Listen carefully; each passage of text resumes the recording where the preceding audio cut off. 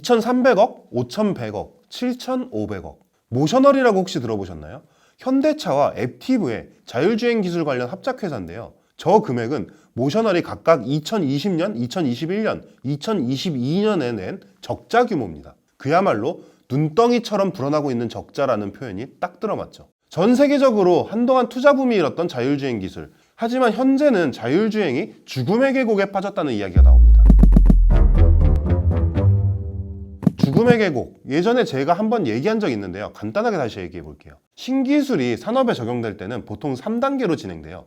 기술 개발, 제품 개발, 상업화죠. 이 가운데 상업화 단계는 신기술이 성숙 단계에 이르기 전에 넘어야 하는 마지막 관문입니다.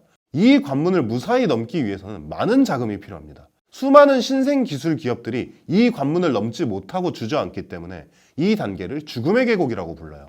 이미 시장에는 초보적 수준의 자율주행 기술이 들어간 자동차들이 많이 나와 있죠. 사실상 자율주행 기술은 상업화 단계에 진입했다는 뜻입니다. 돈이 아주 많이 들어가는데 그만큼의 성과는 나오지 않고 있는 그런 상업화 단계예요. 현대차뿐만이 아닙니다. 우버와 구글 출신 자율주행 전문가가 설립했다고 해서 전 세계적으로 명성을 얻었던 자율주행 기업 아르고 AI가 최근 폐업을 선언했습니다. 글로벌 완성차 기업인 폭스바겐과 포드가 자율주행 투자를 중단하겠다고 결정했기 때문입니다.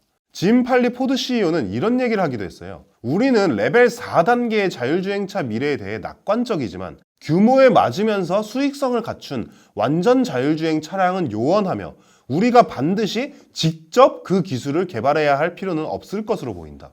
이 발언을 가만히 살펴보면 가장 중요해 보이는 것은 바로 직접입니다. 자율주행차가 자동차 산업의 미래는 맞다. 하지만 그 죽음의 계곡을 정면 돌파하기에는 너무 힘드니까 다른 기업들이 넘어줄 때까지 기다리겠다. 한마디로 기술이나 플랫폼은 사오면 된다는 겁니다. 자율주행 관련 R&D 비용이 급속도로 늘어나는 상황에서 현대차 역시 선택을 강요받고 있습니다. 하지만 아직까지는 현대차가 자율주행 관련 투자를 중단할 기미는 보이지 않고 있어요. 현대차는 그 죽음의 계곡을 한번 직접 넘어보겠다 이런 패기를 보이고 있다는 거죠.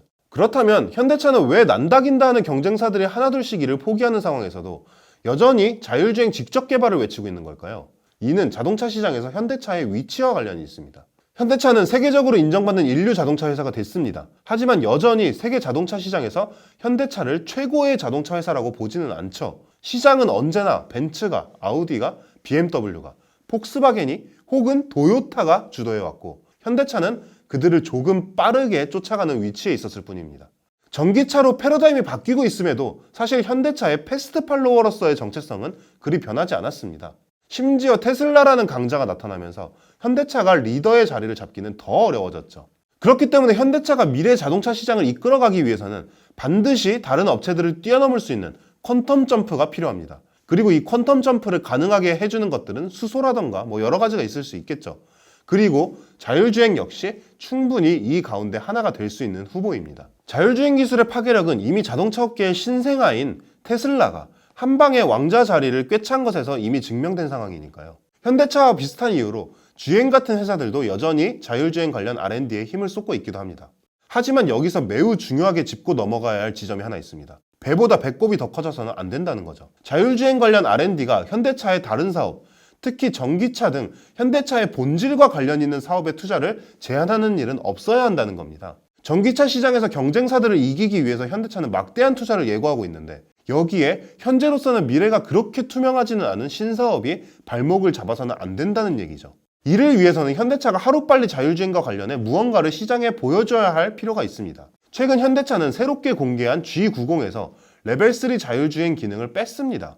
이런 일들이 반복된다면 시장은 현대차의 자율주행 기술력을 의심하게 될 거고 현대차의 자율주행 투자는 눈에 보이는 성과를 내지 못하는 투자라는 이야기를 듣게 되겠죠. 다행히도 현대차는 최근 기아의 EV9을 공개하면서 EV9 GT 라인에 레벨 3 자율주행 기능을 적용한다는 계획을 밝혔습니다. 이게 제대로 이루어진다면 현대차와 기아의 기업 가치에는 상당히 고무적으로 작용할 수 있을 것으로 보입니다. 현대차에게 자율주행이란 그냥 단순히 차를 많이 팔기 위한 수단이 아닙니다.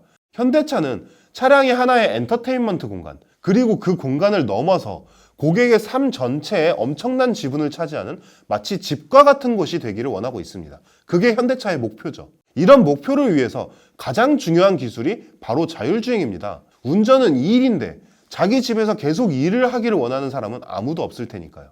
차량이라는 공간이 근본적으로 휴식의, 놀이의 공간이 되기 위해서는 반드시 그 안에서 일을 제거해야 합니다. 과연 현대차는 자율주행 분야에서 세상이 깜짝 놀랄 만한 성과를 공개하고 이를 통해 세계 최고의 모빌리티 기업으로 거듭나게 될 수 있을까요? 현대차가 만들어갈 세상이 궁금해집니다.